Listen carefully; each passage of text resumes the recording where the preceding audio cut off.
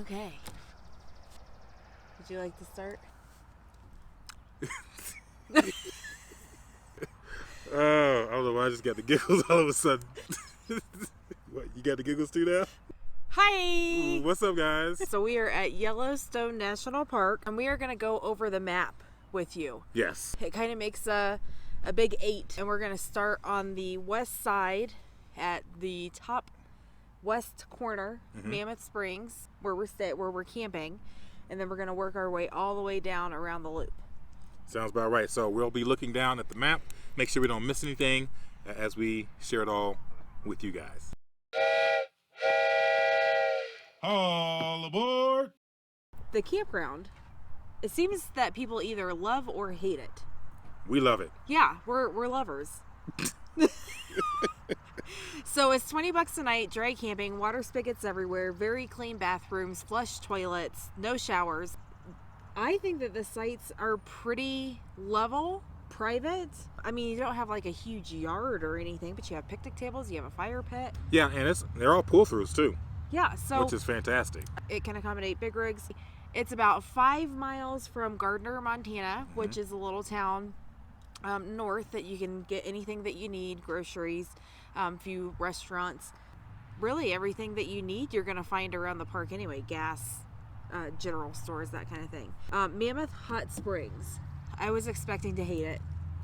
Yeah, loved it. Yeah. One thing that I do want to point out about Mammoth Hot Springs area is there's several trails. There's the main, trail to go see the Mammoth Hot Springs, but if you want to go to the top, there's a hike that you can take on a boardwalk. Whew. Yeah, Yeah, we saw that, and we're gonna attempt it.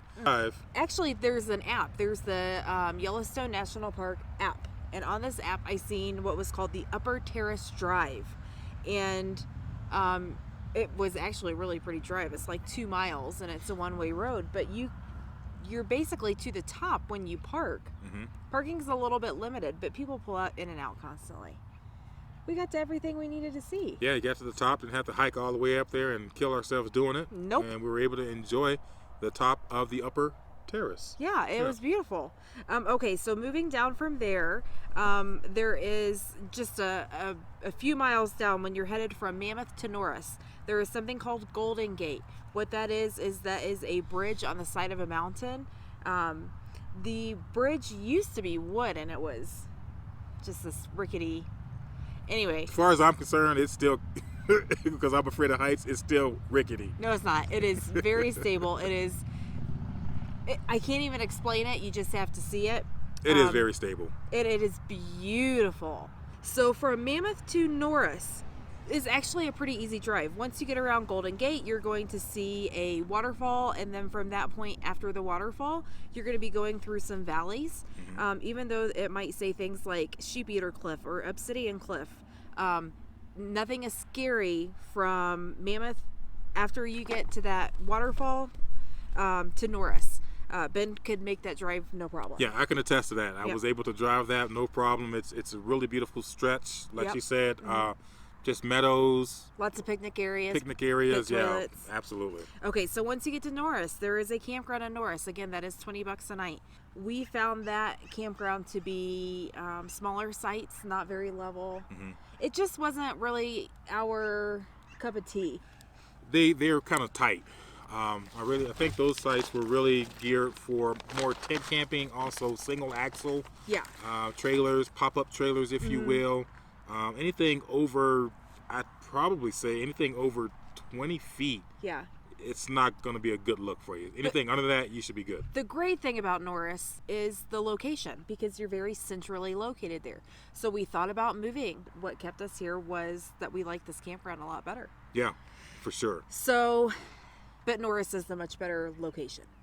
Hands down. Yeah. Centrally located. The Norris Geyser Basin is in Norris, and that place was incredible. There's a lot of activity going on around there. Yeah, it's there's a couple different ways you can go. There's like a 0.6 mile stretch to the Porcelain Basin, and then like I think it's 1.5 miles going the other way, and you're gonna see lots of hot springs and geysers and Steamboat is there. Steamboat Geyser is there.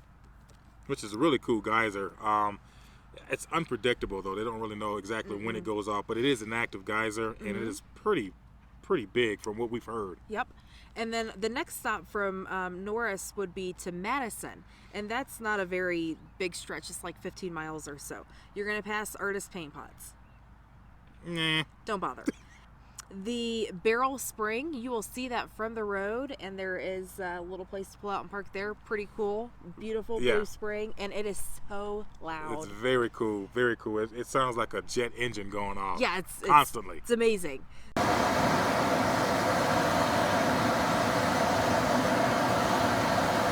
That's a must-see. You'll see Gibbon Falls. Again, the drive from Norris to Madison's easy. There is a little bit of a cliff whenever you're going around Gibbon Falls, but not too bad. If I can do it, anyone can do it. Yeah, and Gibbon Falls was really pretty.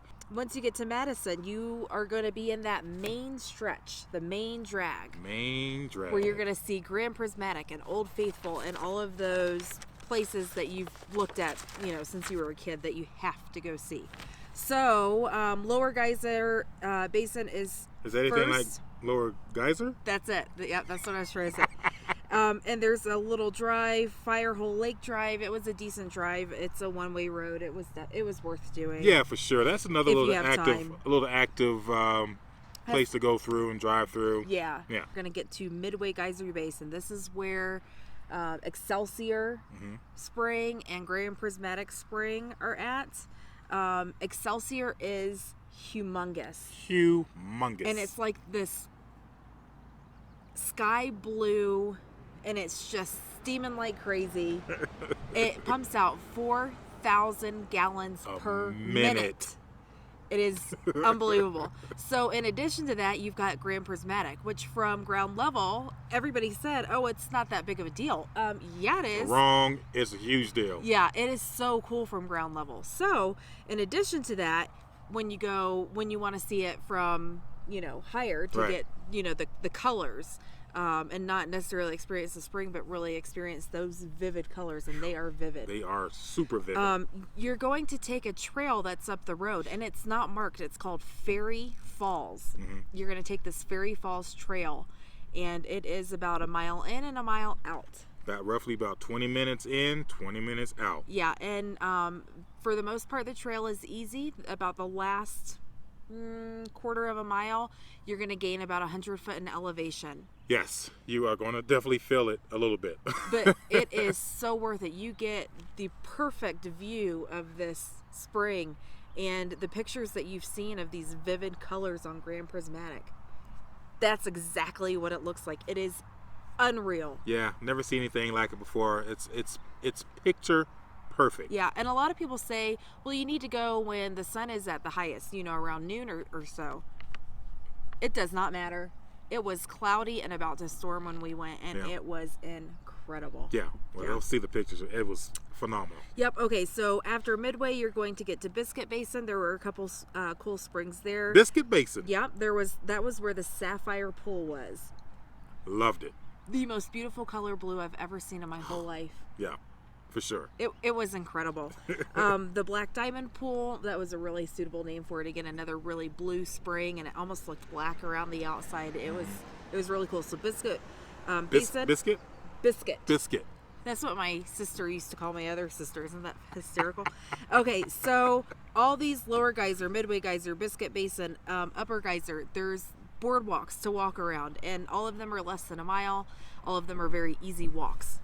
Yeah. Okay. Flat. So you're going to stop like 5,000 times, but they're going to be super easy stops. Upper Geyser Basin, right around where Old Faithful is. Old Faithful, that goes off every 60 to 90 minutes, between 100 and 200 feet. When we went, the vice president was in town, so things were a little chaotic and crazy. So we actually went to the inn.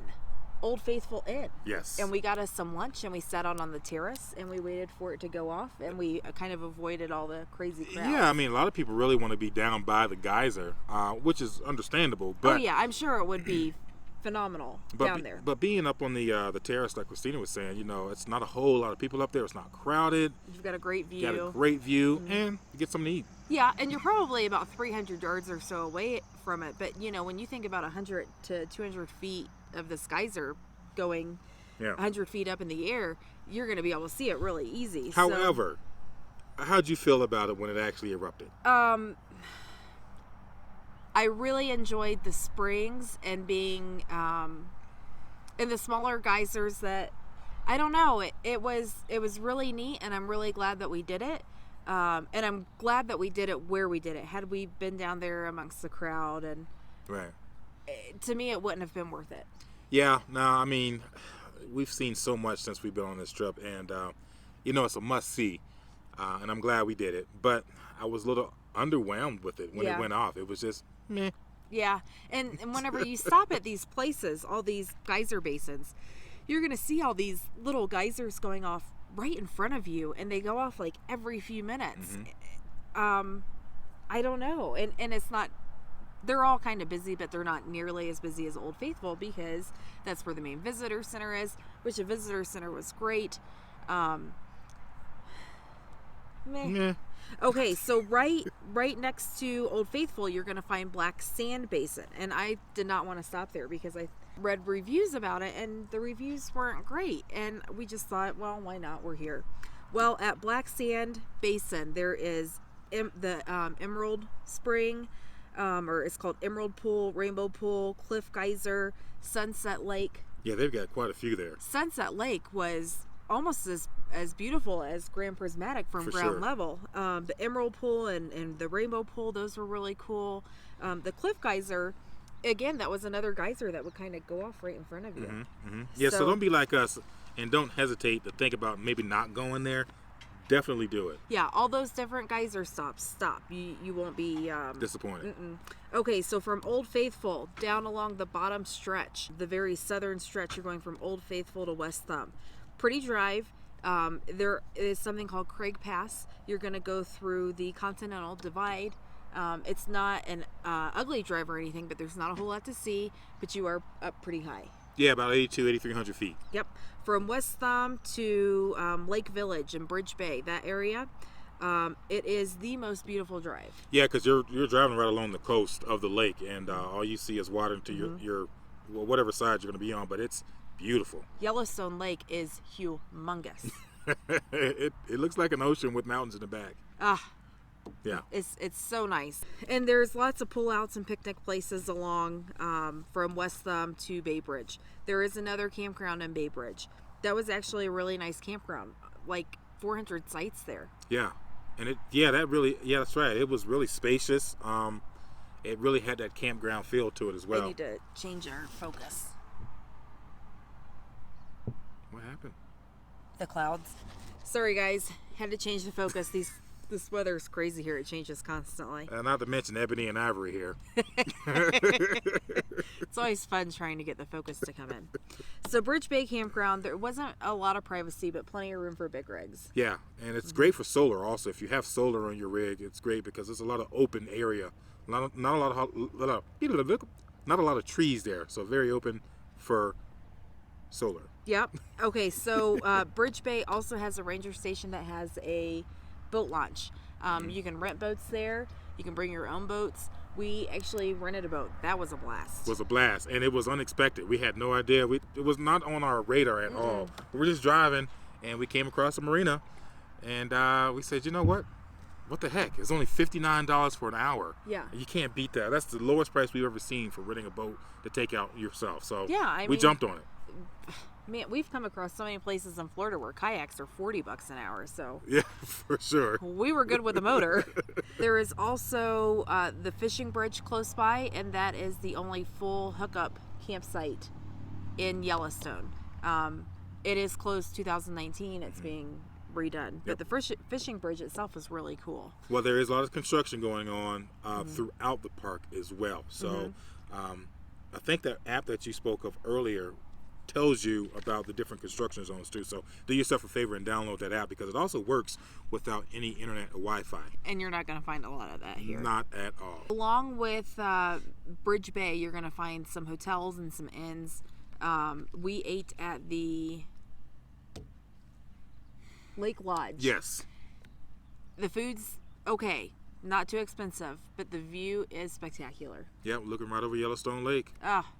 and it's a beautiful old building. So, back to Old Faithful. When we ate lunch there, the Old Faithful Inn, we know where Disney got a lot of its ideas for Fort Wilderness and the Wilderness Lodge and those places. For sure. Mm-hmm. Oh, yeah. Yeah. It's so cool.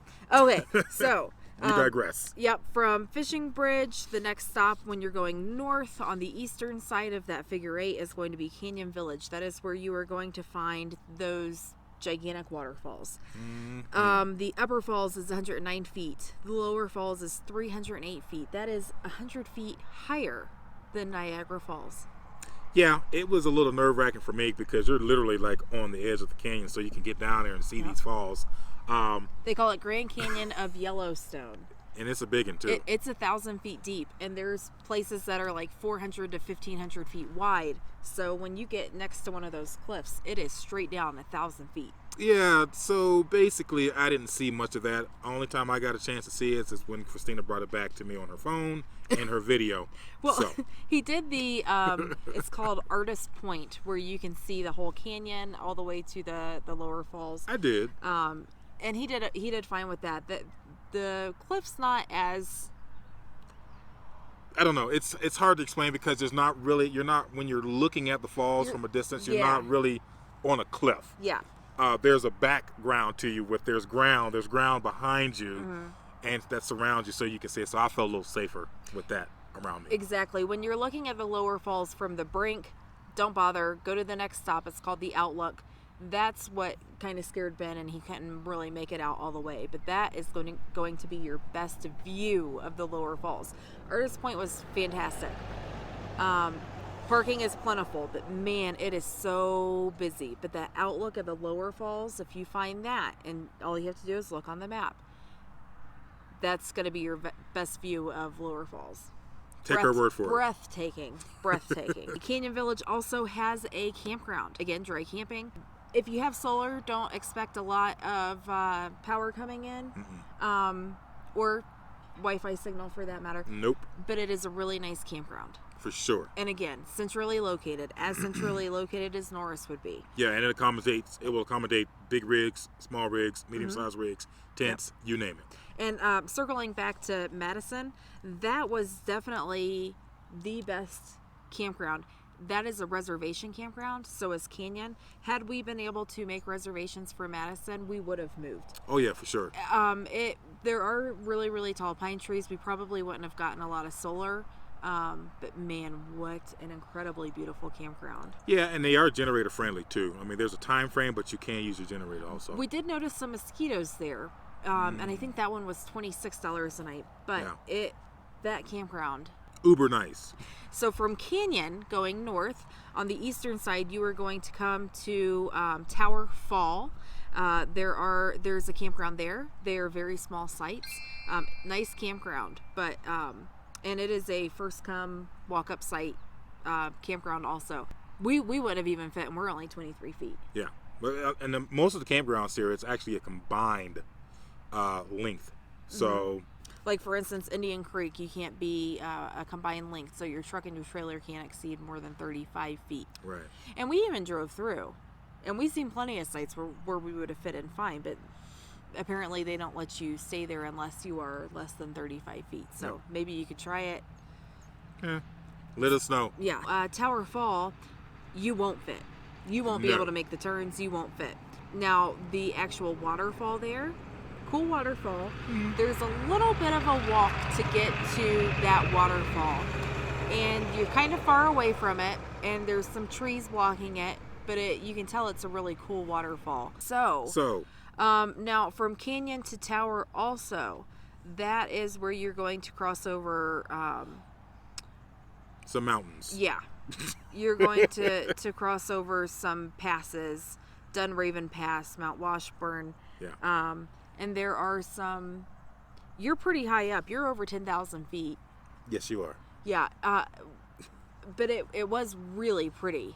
It was one of my favorite drives. Ben did keep his eyes open most of the time. He's really coming around. I'm trying, guys. I really am trying. But I do think that Hayden Valley and Lamar Valley on that eastern side of this 8 between Fishing Bridge, Canyon, and then Canyon to Roosevelt. Those valleys. Yeah. The Hayden Valley was gorgeous. Never seen so many buffaloes in our life. Oh my God! It should be called Bison Valley because it had to be 200 bison. Also in Tower Roosevelt, you're going to find horseback riding. You're going to find covered wagon horse pull things. It's a really cool area. Mm-hmm. So from Tower to Roosevelt, there's not a whole lot to see, but you are going to find the Petrified Tree, which was really neat. That was the first time either one of us had seen a petrified tree. That was really cool. It looks like stone.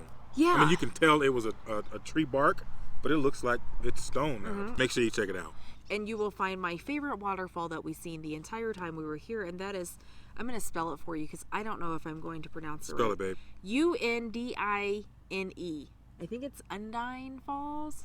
Sounds about right. You pull out, you walk down a couple stairs, and you're looking at it. Yeah, it's actually a little hidden gem if you ask me. Yeah, because nobody's really ever parked there. At all. So. It's like the best view of the most beautiful waterfall ever. Yeah, it is really a really cool waterfall. Mm-hmm. Caught me by surprise. Yeah, me too. And I'm a sucker for waterfalls. Also from Tower to Mammoth, you are going to cross over a bridge. This bridge, I think it said that it was 200 feet high, maybe? Oh, yeah. Right over one of the rivers. Mm-hmm. It's a really cool bridge. If you're scared of heights, it might scare you a little bit. But if Ben can do it, really, I mean, anybody can do it. But it is a really cool bridge. And then, yeah, it's a flat bridge, too. Mm-hmm. So if you just stay focused, if you're scared of heights, just stay focused straight ahead. Yep. You're fine. And then that brings you back to Mammoth. So the entire... Oh, and then there is a cut through because it's a shape of an 8. So from Norris to Canyon, you can cut through. On that drive, there's nothing. There's a couple trails. It's a pretty drive. It's 12 miles. It's a nice cut through, but if you don't go down that road, you're not missing anything. Yeah, it's really, I think it's really just set up for shortcut. So the loop from Mammoth all the way down and around back to Mammoth is 146 miles. Ask us how we know. Because we did it.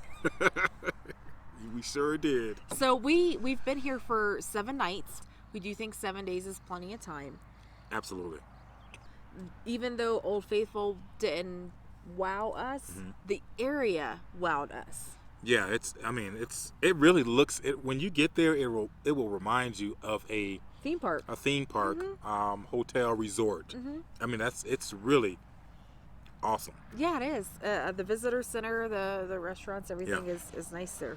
What was your absolute favorite thing? I would actually have to say the Prismatic lake or spring.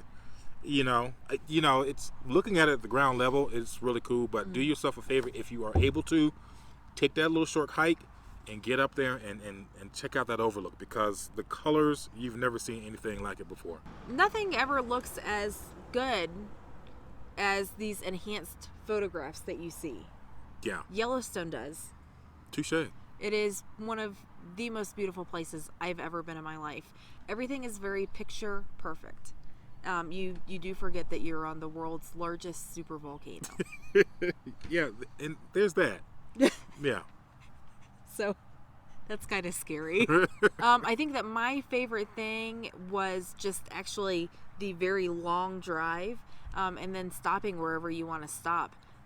I love scenic drives and I love waterfalls, and being able to drive and see these gigantic waterfalls while you're driving, and these huge cliffs, but the cliffs only last they're all less than like a mile, and then you're back into a wooded area, and then you might see another cliff or so. But I like the wooded areas. But I love those scenic drives, and there's little lakes and there's wildlife. We got to see grizzly bears. Oh man, that was awesome. We got to see a grizzly mama with her 2 babies. Oh yeah, that's still, I'll never forget that. That's just one of the most craziest, coolest things. And we're so close to it too. Yeah, it crossed the road, right where we were at. So luckily we were in our truck. We weren't on a hike. Right.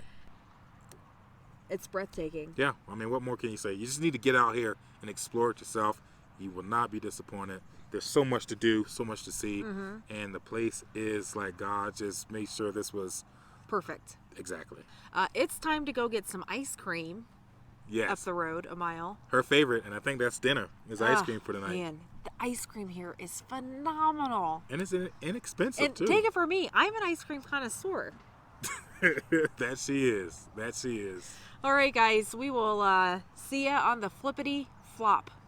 Until then, McMillan Express out. Peace.